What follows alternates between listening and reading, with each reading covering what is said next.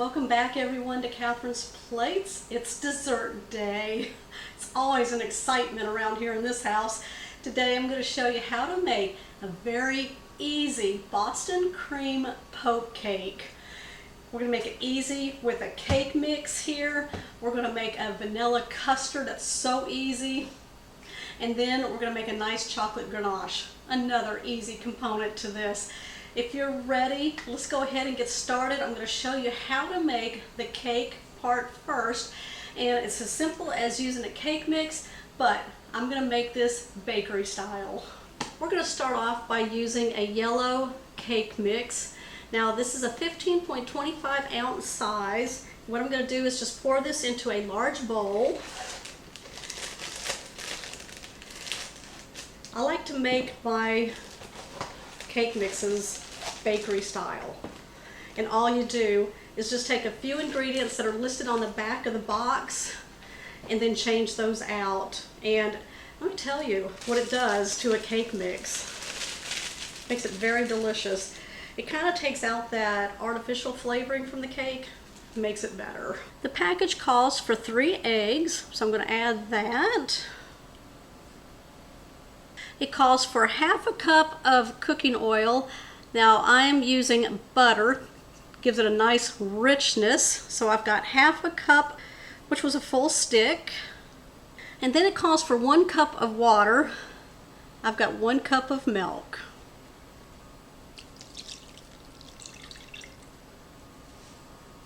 I'm going to take my electric hand mixer. I'm going to beat this all together for 2 minutes until it's nice and fluffy and all well combined.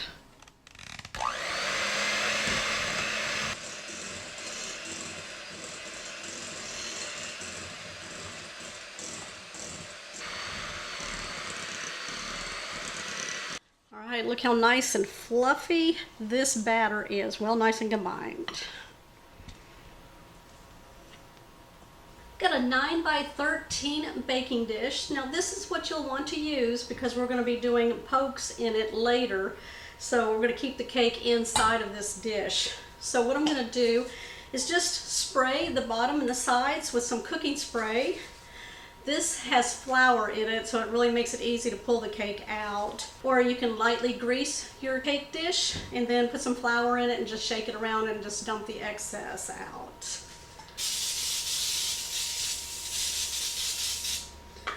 Okay, I'm going to take my cake batter and put it into the dish here.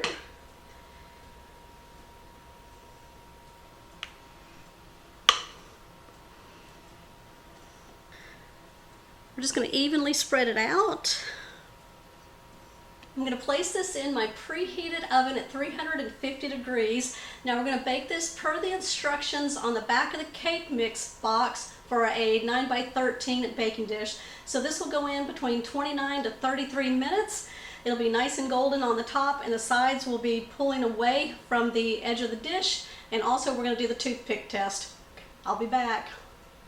Okay, so I've pulled my cake out of the oven. I'd already done the toothpick test before it came out. I poked it twice, right in the center and one on the side. It came out nice and clean. It's pulling away from the edges just a little bit, and it's nice and golden brown. What we want to do first, before we poke the holes, is allow this to cool down completely. And I'll be back.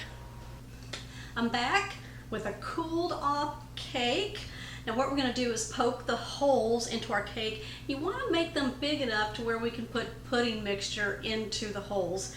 So I've got a large straw that I'm going to use, or you can use the back end of a wooden spoon as long as it has the kind of the rounded edge back there. So what I'm going to do is just going to go ahead and just poke holes. You want to go all the way through the cake to the bottom and then come up. Now I have tons of poke cake recipes. I have them on my recipe blog, www.catherinesplates.com, or I have a whole playlist of poke cakes in all different flavors and varieties. So if you want to check them out, I'll link everything down below in the description box. So just make sure you poke plenty of holes. There we go. Okay, can you see all the holes? Now what we're going to do is make the mixture that we're going to use to fill in our holes with.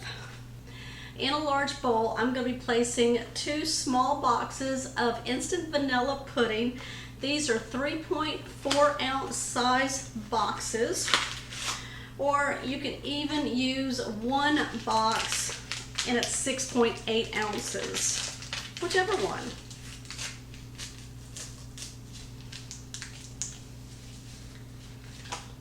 Okay, so both boxes are in a bowl.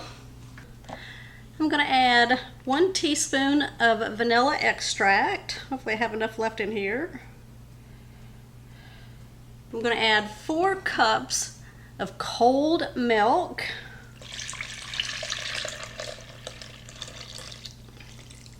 Using my electric hand mixer with the whisk attachment, or you can even whisk this by hand, I'm going to blend this all together until I get a smooth consistency. Now we're not looking for a thick pudding consistency. We want it a little more looser than that, okay? So we want to be able to pour the pudding here.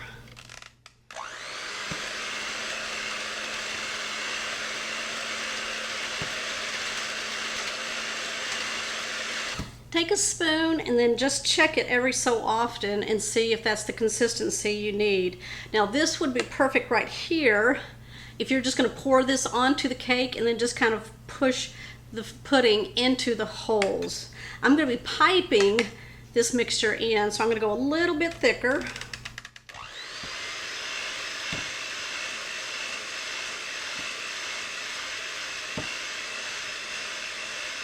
Now this is the consistency we're going to need if you're going to pipe. All right, I'm going to fill this into a piping bag, or you can even put this into a Ziploc bag, and you'll just cut off a hole on the bottom of the bag and use that to pipe. Got my piping bag. Just kind of roll it down. Place it into a cup.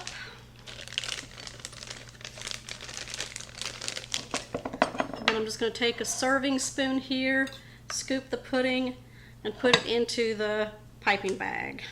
Now we may have to refill the piping bag 1 or 2 more times. Once we get the holes all filled up, we'll just pour the rest of the pudding onto the cake. All right, just leave yourself some room at the top. There we go. I'm going to bring the cake back over. You want to squeeze at the top and just twist, twist, twist, twist, twist, just to keep all of the pudding in the bag once we snip that off at the end. So go down to the bottom, squeeze, and come up. Down to the bottom, squeeze as you're coming up. There you go.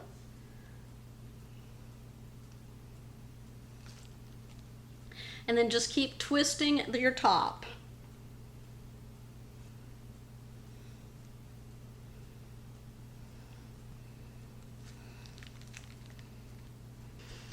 Okay, so I still have some holes right here, and I really don't want to go back and fill it. What I'm going to show you how to do is you can place the pudding on top of the cake, and then just keep pushing it in.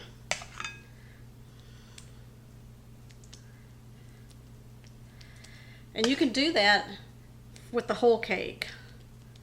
You can just keep pushing your spoon with the pudding to fill those holes. All right, I'm going to go ahead now and place the rest of the pudding on the cake in a nice layer.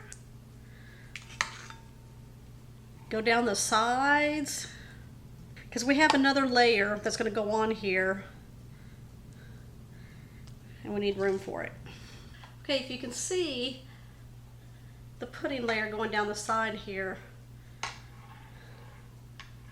you can see the layering there. I'm just going to take a paper towel, and I'm just going to go around the edges here, get off any excess pudding off the edge.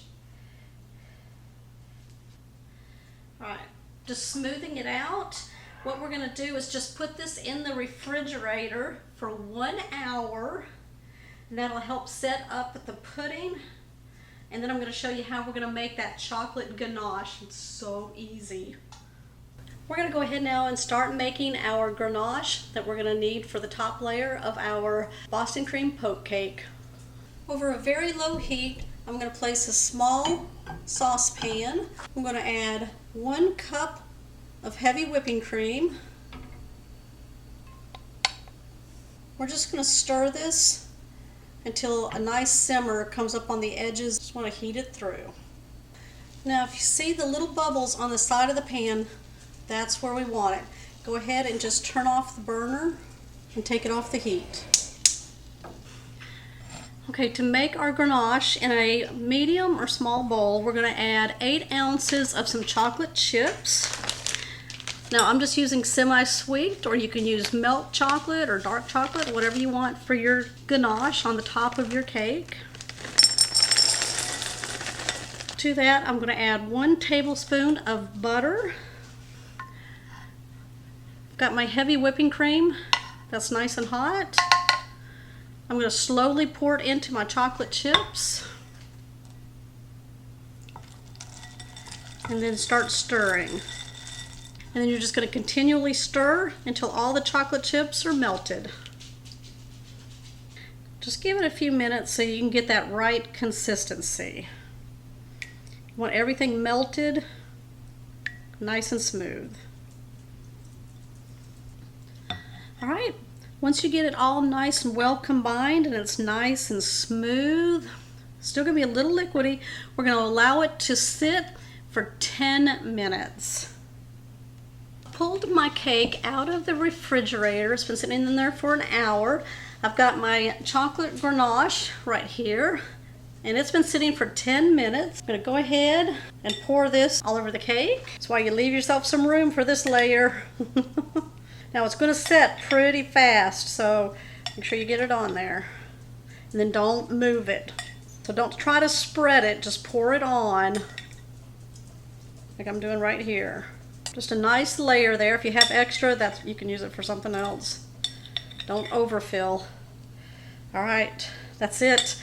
Don't touch it anymore. It's nice and glossy. I'm going to stick this back in the refrigerator for a couple of hours, up to 4 hours, maybe even overnight. You want this ganache to be nice and solid so that when we cut into it, it doesn't drip off the cake. We'll be back. We got that layers of yellow cake bakery style, that custard pudding, and then that easy chocolate ganache on top.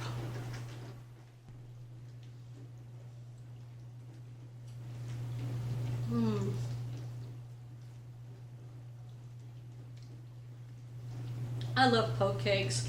This one is so delicious. I love when you put pudding in a poke cake. All right, this one did sit overnight, and it's set up really well. Let me know what you think about my Boston cream poke cake. Give me a thumbs up on this one. If you are new to the channel, make sure you hit that subscribe button down below and that bell notification. That way you'll always know when my shows are posted.